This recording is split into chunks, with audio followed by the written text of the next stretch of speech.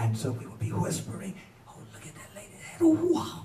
You know, but just as I'm doing with the microphone now, you can, if there's something in your presentation where whispering would be more advantageous, then you could use the mic to embellish or to add texture to what you're doing. So that's just one of the ways. And of course, and the other, and one more small thing, if you have the opportunity, if there's a competition or a room, even if it's not a competition where you're going to do a presentation, if you can, get there ahead of time. And that I learned through the media work. Always try and get there ahead of time so you can check out what the sound system is, and you will have an advantage so that you can see what the room sounds like and develop the habit of listening to yourself. Listen to what's coming back to you so that if you're speaking too close to the mic, you can move the mic back a little bit further. If you're speaking too soft, just move it in a little closer. And once you get in a habit of being attuned to what's going on in the room, then you can be a bit more effective and use that tool. And so the microphone or the technology is one part, but the technique is another very important part of it. And one, just as Trudy mentioned earlier in her introduction, that, well, one of the reasons that Trudy got hoarse, and I did tell her that when she was trying to project, she was thinking projecting meant being louder. Well, it does, but if you're speaking from your throat, then you're only using a fraction of the instrument that you were born with.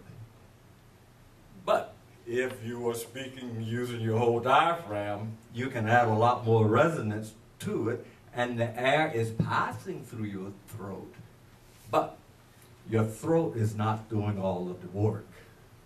So you do not get hoarse as quickly.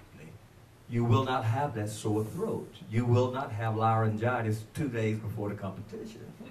So get in there and just try.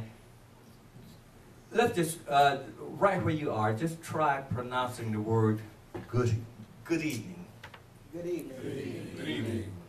Okay, now visually think of saying good evening and try and bring that good evening all the way from your stomach all the way up. Try that. Good evening. Can you feel the difference in the richness of that? So, other words, so if you get into it, it'll feel a little awkward at first, but those are techniques that singers use, whether it's Liv Team Price or whether it's Luther Vandross in the past or whoever. So they use those techniques so that they save, and the singers that you hear who've lost their voice or they're having surgery or this, that, and other, because they haven't used good vocal technique, because their vocal cords are scrubbing together and doing all of the work. So get in the habit of speaking from your diaphragm. It might seem a little awkward at first, but like the practice that you do on your presentation, it will become a lot more natural for you as you proceed.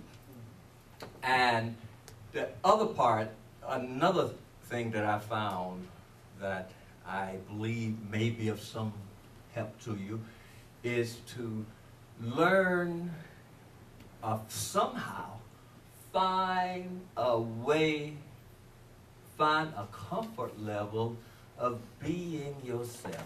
Easier said than done. But and I will give you just a couple examples of people within the broadcast world and within the music world who I personally have worked with and perhaps you may you may be aware of at least some of them, and you will get an idea of what I'm saying. Okay, for those of you who've been around Baltimore for a few years, you may remember Jerry Turner, Yes. Al Sanders, Yes. Oprah Winfrey, when she worked at 13. Well, those were my co-workers. And one of the reasons, and it took me, Benjamin Mays, Dr. Benjamin Mays, who I had the pleasure to meet a number of times, had a saying that stuck in my mind, that we live life forwards and we understand it backwards. And I understood, I could never quite figure out why Jerry and Al and Oprah were so much more popular than many of the other co-workers. Many of the people had, you know, great voices, they sound just like your typical broadcast person, yada, yada, yada, yada. But it was something magical that connected with people. And I soon, when I understood it backwards, I realized that the Jerry Turner that you saw sitting there on the set reading, that you were engaged, listening to, was the same Jerry that, but you know, before the talent light went on, set you on air. Al was the same person. If we were riding, going to an assignment, or having lunch, he was that same person. Oprah was that same person, so much so that it was kind of seamless. Because I remember a couple of times when Oprah was standing in front of the camera getting ready to do her little on-camera tag, and she went blah, blah, blah, blah, blah, blah, blah. I said, "Well, you ready?" She said, "No, I'm done." I said, "Well, I wasn't rolling because I thought you were."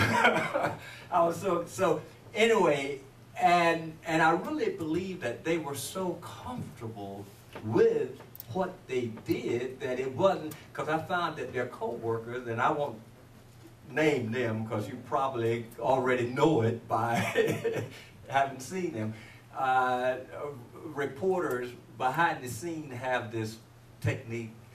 Okay, before they get ready to do their piece, they will say 5, 4, 3, 2, 1. Well, today at the City Hall, blah, blah, blah, blah, Mayor Dixon, blah, blah, blah, blah, blah, blah, blah, blah. And then they would go back into their regular voice. And so it would be this unnatural